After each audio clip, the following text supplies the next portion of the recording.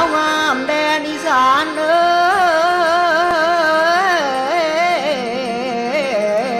ยละนาย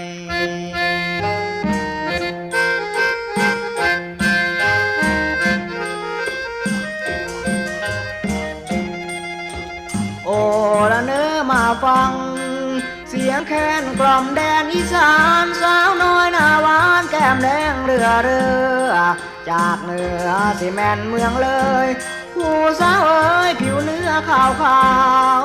เมืองหนาวสาวงามขลามยาวถิ่นผานกเขาและผูกกระดึงขอนแก่นก็แดนคนสวย